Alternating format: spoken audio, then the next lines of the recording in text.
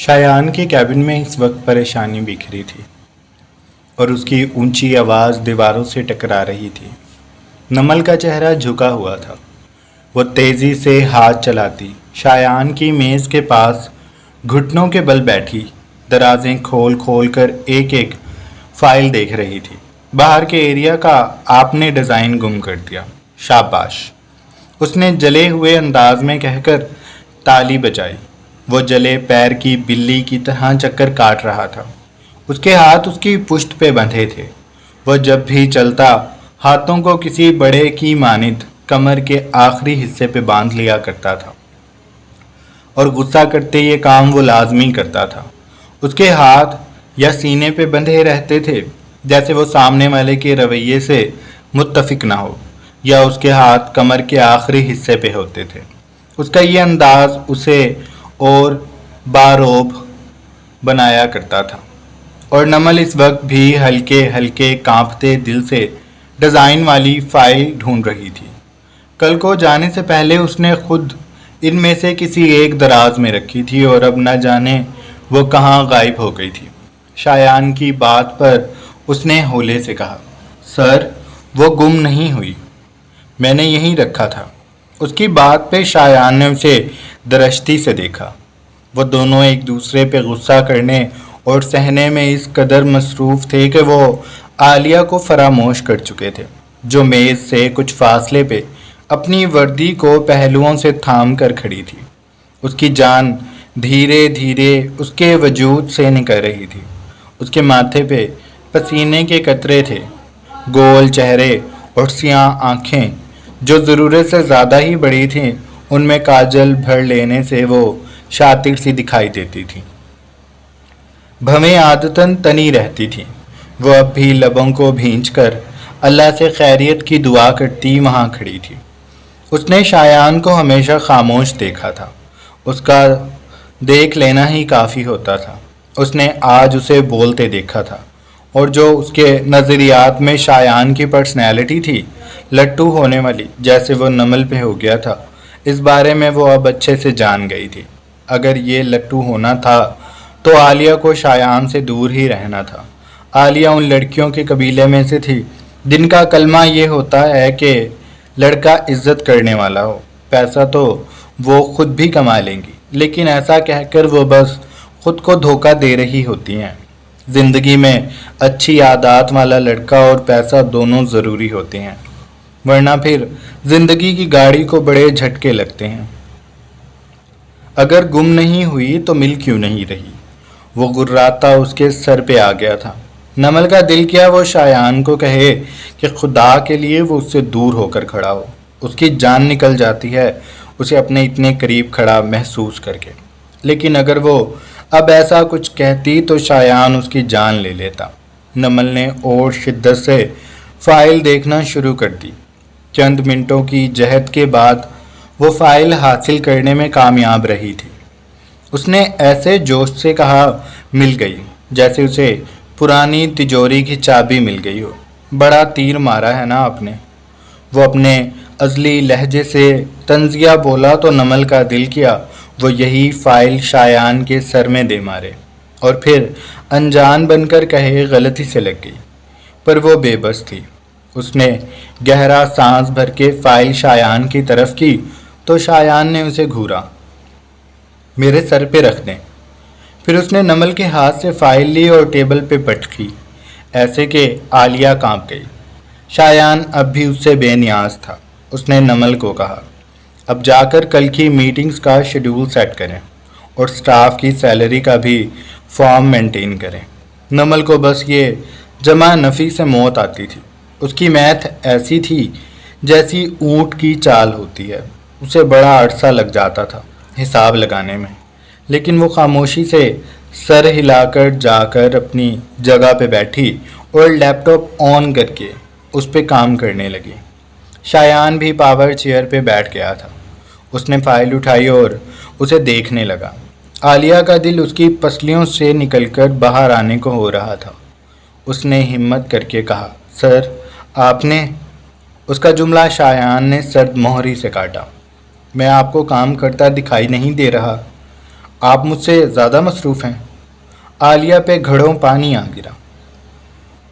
اس نے بوجھل سے انداز میں سر نامے ہلا دیا۔ کوتاہ قامت لڑکی چہرہ جھکا کر کھڑی ہو گئی۔ نمل نے چور نگاہوں سے شایان کو دیکھا اور دھک سے رہ گئی۔ وہ بھم اٹھا کر اسے ہی دیکھ رہا تھا۔ پھر اس نے بھم سے ہی اشارہ ایسے کیا جیسے پوچھ رہا ہو کہ نمل اسے کیوں دیکھ رہی ہے۔ نمل نے سر نامے ہلایا اور آخری حد تک مصروف ہو گئی۔ شایان نے ہلکا سا سر جھٹک کر فائل بند کی اور عالیہ کو دیکھا۔ اب ذرا وہ عالیہ کو دیکھنا چاہتا تھا۔ آپ کو لگتا ہے کہ مس نمل مجھے فیور کرتی ہیں، اس لیے میں نے انہیں اپنے کیبن میں رکھا ہے، انہیں ایک دم سے سب سے سینئر بنا دیا، رائٹ؟ وہ سیدھا مدھے پہ آیا تھا۔ نمل کے ہاتھ لیپ ٹاپ پہ رک گئے اور عالیہ کے سانس۔ شایان کا وہ شک میں ڈوبا کوٹ اس کی پاور چیئر سے لپٹا ہوا تھا۔ وہ شایان کو خاموشی سے دیکھ رہا تھا۔ روشنی کیبن کی ہر چیز بالکل خاموش تھی اور شایان کو تک رہی تھی۔ عالیہ نے بھی ہمت کر کے چہرہ اٹھایا اور سر نامے ہلایا۔ اس سے اب جھوٹ نہیں بولا جا رہا تھا۔ حالات مختلف ہوتے تو وہ مکر جاتی، لیکن یہ اسی کے الفاظ تھے، یعنی شایان نے سب سن لیا تھا۔ میرا کوٹ ان کے گھر رہ گیا تھا، کل رات میں ان کے ساتھ تھا۔ اس کا انداز استفہامیہ تھا۔ نہیں سر، میرا مطلب یہ نہیں تھا، میں بس… شایان نے ٹیبل پہ ہاتھ مارا۔ نمل بھی ہل گئی۔ شایان کرسی سے اٹھ گیا تھا۔ اس نے دونوں ہتھیلیاں کانچ کے میز پہ جمائیں اور اپنی شہد رنگ آنکھوں میں بے مہر سا تاثر لا کر اس نے جبڑے بھینچ کر عالیہ کی طرف دیکھ کر چبا چبا کر کہا، مجھے آپ کے مطلب سے فرق نہیں پڑتا۔ یہاں پہ کسی کے پاس اتنا وقت نہیں ہے کہ وہ آپ کی باتوں میں پوشیدہ مطلب تلاشے۔ یہاں پہ لوگ وہی مانیں گے جو آپ کہیں گی۔ عالیہ کا چہرہ جھک گیا۔ وہ اپنے پیروں کو دیکھنے لگی تھی۔ اس کی ٹانگیں کانپ رہی تھیں اور نگاہیں دھندلانے لگیں۔ مجھے ایسے لوگ بہت برے لگتے ہیں جو اپنا کام چھوڑ کر دوسروں پہ نظریں رکھ کر بیٹھ جاتے ہیں۔ میں ان لوگوں کو اپنے کام کا حصہ نہیں بناتا کیونکہ مجھے وہ کام کے لائق نہیں لگتے۔ سوبر اور سلجھے ہوئے پروفیشنل لوگ چاہیے مجھے، جو بس کام کریں، نہ کہ دوسروں پہ نظر رکھنے میں وقت برباد کر دیں۔ شایان کی بات پر نمل کا دل دھک سے رہ گیا۔ اس نے تیزی سے شایان کو دیکھا اور کانپ کر لرزتی ہوئی عالیہ کی آواز سنی، نہیں سر، آئی ایم سوری، میں معافی مانگتی ہوں سر۔ شایان نے ہاتھ کو جھلایا، ایسے جیسے وہ نادیدہ دھواں جھٹک رہا ہو۔ مس نمل، اس نے بے نیاز بھرے باروب لہجے میں نمل کو پکارا تو وہ تیزی سے بولی، جی سر۔ شایان نے اس پہ نگاہیں مرکوز کی۔ مینیجر صاحب کو کہیں کہ مس عالیہ کا ٹرمینیشن لیٹر تیار کریں اور ان کے اکاؤنٹس کلیئر کر دیں۔ اتنا کہنے کے بعد اس نے روتی بلکتی عالیہ کو دیکھا۔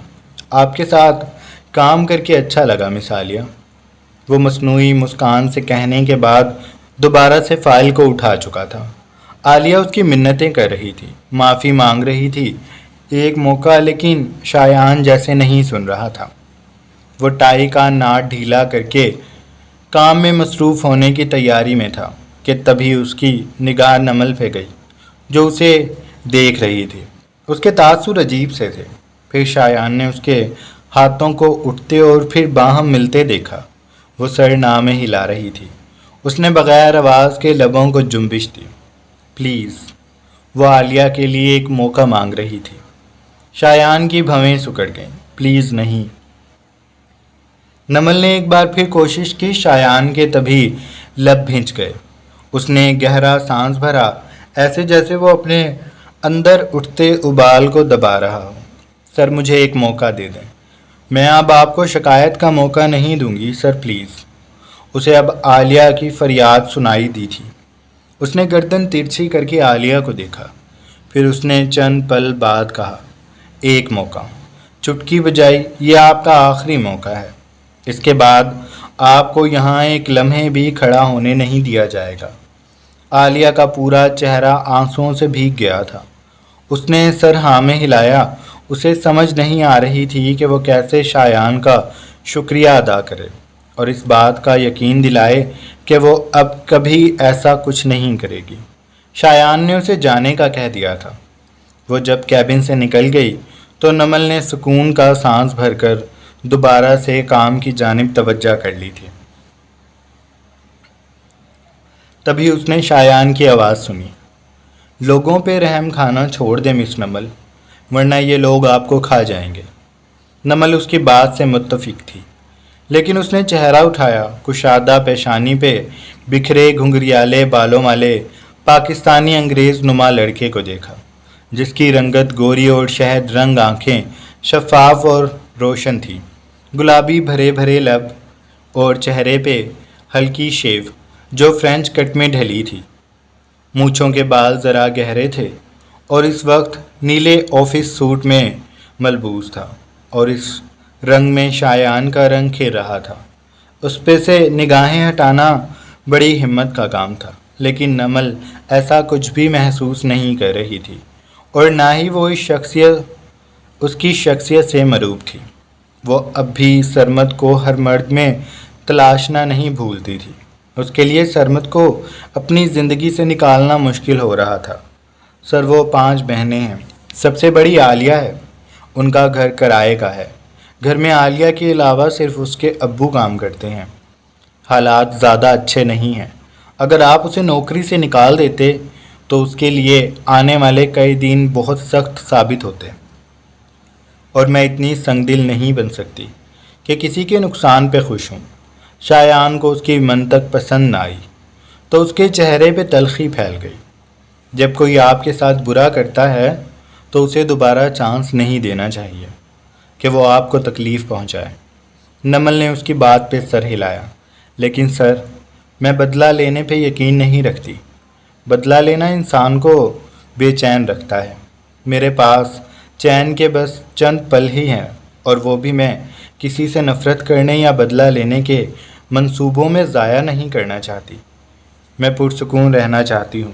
میری زندگی میں پہلے ہی بہت سے مسائل ہیں، مجھے اور مسائل نہیں چاہیے، اس نے کہا، اور پھر وہ چپ سی ہو گئی۔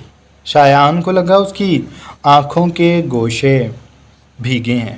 وہ تجسس سے اسے دیکھنے لگا، لیکن نمل نے چہرہ جھکا لیا۔ وہ لیپ ٹاپ پہ انگلیاں چلا رہی تھی اور شایان اس کی مخروطی انگلیوں کو دیکھ رہا تھا جو کپ کپ آ رہی تھی۔ وہ ٹھیک نہیں تھی، لیکن شایان نے رات ہی سوچا تھا کہ وہ اس لڑکی کے مسائل میں نہیں پڑے گا، اس لیے وہ بھی کام میں لگ گیا تھا۔ شایان کی کرسی سے لپٹا اس کا سیاہ کوٹ اور کیبن کی باقی کی تمام چیزیں افسردہ سی ہو گئی تھیں۔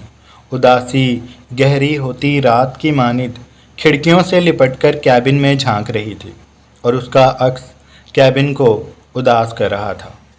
راغب کی بات سن لینے کے بعد اس کا ہر چیز سے دل اچاٹ ہو گیا تھا۔ بھوک مر سی گئی تھی اور اسے آسمان کی تیرگی حد سے سوا لگی۔ وہ بس چپ سی ہو گئی تھی۔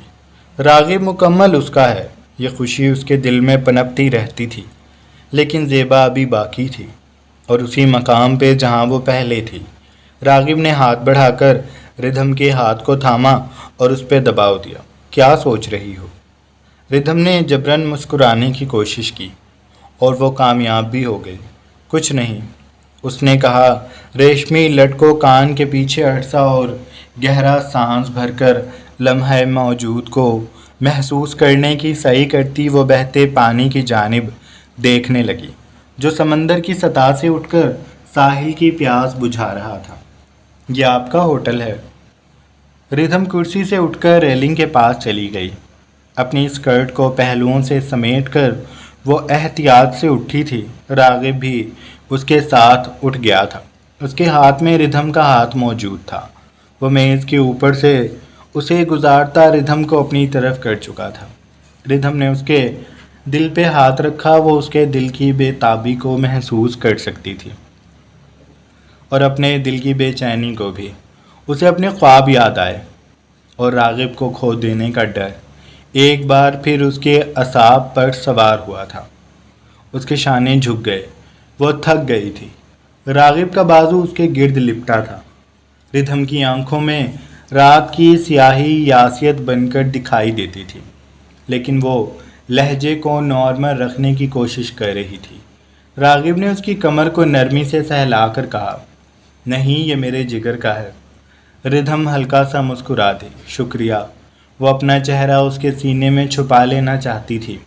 ہوا جو سمندر سے اٹھ رہی تھی وہ ردھم کو چھو کر آگے بڑھتی ہوٹل میں داخل ہو رہی تھی۔ ان کے عقب میں زمانے بھر کا شور تھا، لیکن وہ ایک دوسرے کے قریب تھے تو ان کے لیے دنیا بالکل خاموش ہو گئی تھی۔ بس سمندر کی لہروں کی آوازیں بھی کبھی کبھی دھیان لگانے پہ سنائی دیتی تھیں۔ مجھ پہ یقین رکھو ردھم، میں ہمیشہ تمہارے ساتھ ہوں۔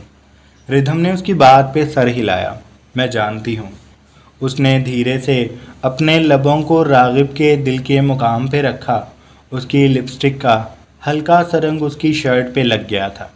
راغب کے دل کی دھڑکنیں جیسے اس لمس پہ سست ہوئی تھی۔ اس نے سکون بھرا سانس کھینچ کر اپنا حصار مضبوط کیا اور آنکھیں موند لی۔ وہ اپنا روشن مستقبل دیکھ رہا تھا۔ اسے پر امید رہنا تھا، کیونکہ اسے خود پہ اور اپنے خدا پہ یقین تھا، اور ردھم کا بھی پہلا سہارا خدا اور پھر راغب تھا۔ وہ راغب کو خدا کی سب سے بڑی نعمت کہتی تھی۔ تو پھر اپنا موڈ اچھا کرو، میرا وہ ضدی سا بچہ بن جاؤ جو اب کھانے پہ نخرے کرے گا، پھر میں اسے ڈرا دھمکا کر کھانا کھلاؤں گا۔ چلو شاباش، بن جاؤ پرانی ردھم۔ اس نے ردھم کے ماتھے پہ لب رکھ اور اسے میز پہ واپس لے آیا تھا۔ ویٹر اس نے بلا لیا تھا۔ ردھم اس کی مان کر نخرے کر رہی تھی۔ نہ کرتی تو راغب کو لگتا کہ وہ پریشان ہو رہی ہے، جو کہ وہ ہو رہی تھی، لیکن وہ راغب پہ یہ ظاہر نہیں کرنا چاہتی تھی۔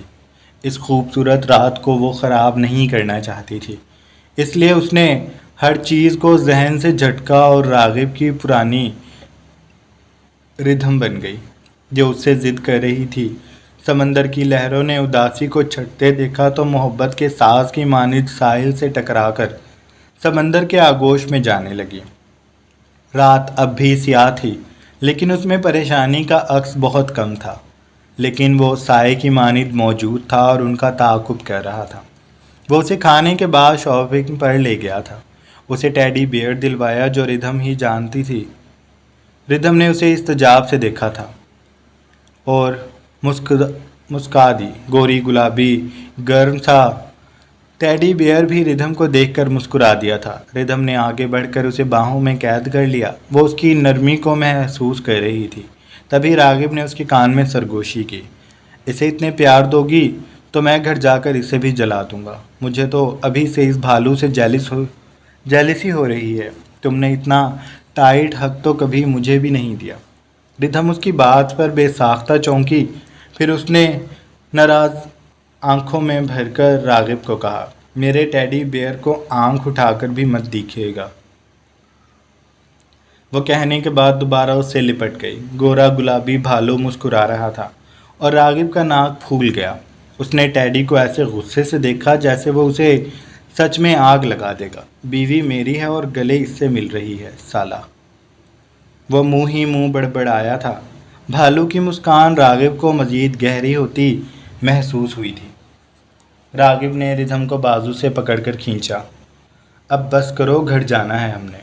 وہ سرد مہری سے بولا تو ردھم نے تعجب سے اسے دیکھا۔ جیلس لوگ، اس نے جان بوجھ کر کہا اور بھالو کو پھر سے سینے سے لگانے لگی کہ راغب نے اس کا رخ اپنی طرف کیا۔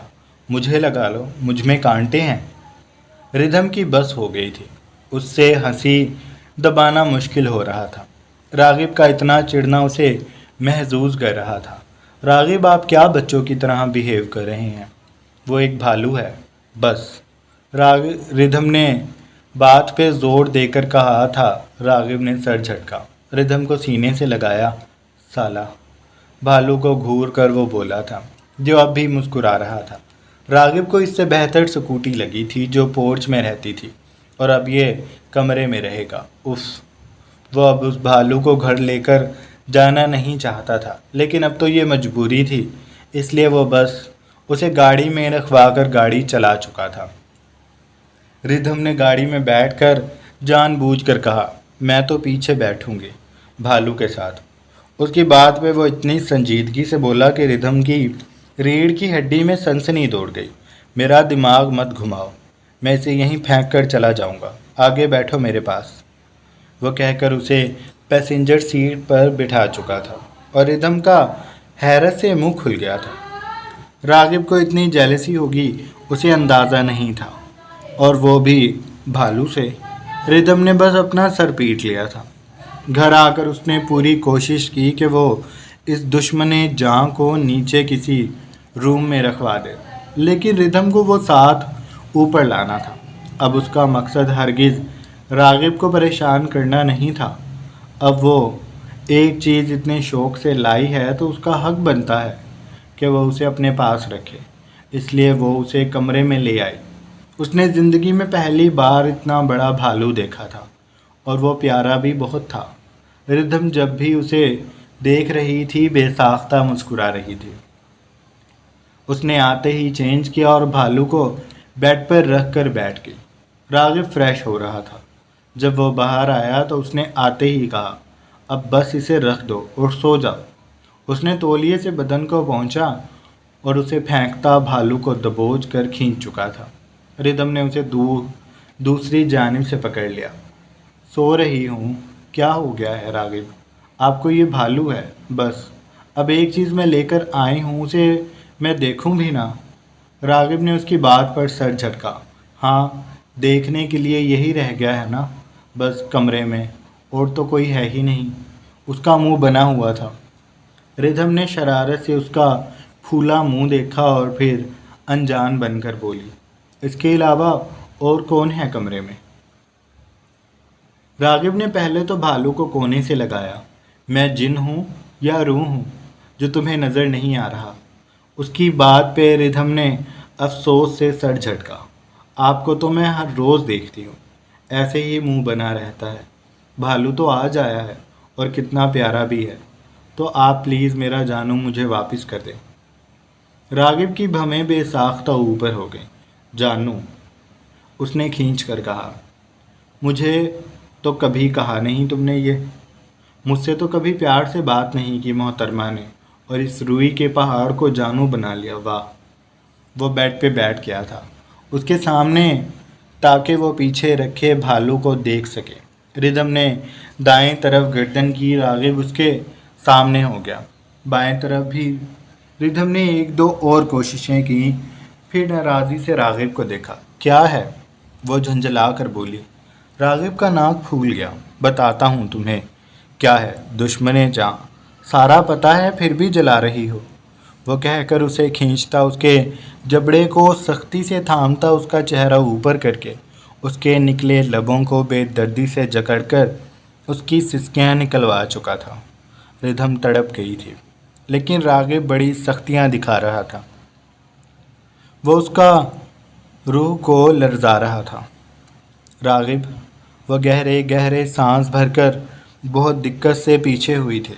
اس کا گال راغب کے گال سے جڑا ہوا تھا۔ راغب کی گرفت ابھی بھی ویسی ہی تھی، سخت اور بے رحم۔ وہ اپنی داڑھی کی چبھن اس کے گال پہ دے رہا تھا۔ ردھم کی آنکھوں میں نمی نے سر اٹھایا تھا۔ اس کا یہ انداز ردھم کی جان لے رہا تھا۔ مجھے درد ہو رہا ہے، میں بس کس کر رہا ہوں۔ وہ دوبارہ اپنی جسارتیں کرنے لگا تو ردھم نے اپنے لبوں پہ ہاتھ رکھ لیا۔ نہیں، آپ کاٹی کر رہے ہیں، میرا ہونٹ سن ہو گیا ہے، وہ رندھی ہوئی آواز سے بولی تو راغب نے خمار سے بھری نگاہوں سے اس کا ہاتھ پیچھے کر کے اس کے پرنم لبوں کو دیکھا جو نمی سے چمک رہے تھے۔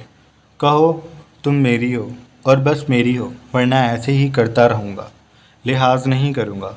وہ سرد لہجے سے بولا تو ردھم کا دل کپ کپا گیا۔ مجھے آپ سے ڈر لگتا ہے۔ راغب نے بدمزگی سے منہ بگاڑا، تھوڑا اور گرفت کو سخت کیا تو وہ سسکی۔ کہو نا تم میری ہو۔ وہ ضد کر رہا تھا اور اس کا ضد کرنے کا انداز بے حد بے رحم تھا۔ میں آپ کی ہوں۔ وہ ٹوٹی بکھری آواز سے گویا ہوئی راغب نے گہرا سکون اپنے اندر اترتے محسوس کیا۔ کہو، تمہارا ٹیڈی بیئر بھی میں ہوں، تم مجھے حق کرو گی بس۔ ردھم نے اس کی بات فوراً مان لی اور اس کی بڑی بڑی آنکھوں میں خوف کا عکس تھا۔ راغب یہ دیکھ رہا تھا، لیکن وہ جنون کے عالم میں تھا۔ اسے بس ردھم مکمل اپنی دسترس میں چاہیے تھی۔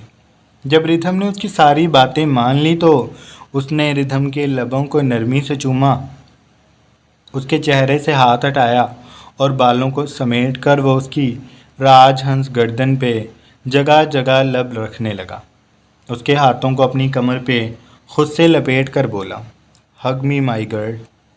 وہ اس کے شانے پہ موجود پردے کو سرکا کر اس کے دل کو دیکھتا اسے اپنے سینے پہ شدت سے پریس کرتا، اس کی گردن پہ دانتوں کی گہری چھاپ چھوڑتا، پھر دل پہ آیا تو وہاں پھولے جوبن سے کھلے نازک پھولوں کی اکڑن کو انگوٹھوں سے دباتا وہ ان پہ شبنم کے پہلے ابھرے قطرے ظاہر ہوتے ہی تشنگی کی ہر حد پار کرتا وہاں جھک گیا، دیوانگی برساتا رہا۔ ردھم نے بے ساختہ اس کی گردن کے بالوں کو مٹھیوں میں جکڑ لیا تھا۔ وہ دھیرے دھیرے اوپر ہوتی اس کی گود میں سمٹ گئی اور آنکھیں موند کر لبوں کو سختی سے بھینچ کر اپنی سردی کے دنوں جیسی کپکپی پہ قابو پا رہی تھی۔ جاری ہے۔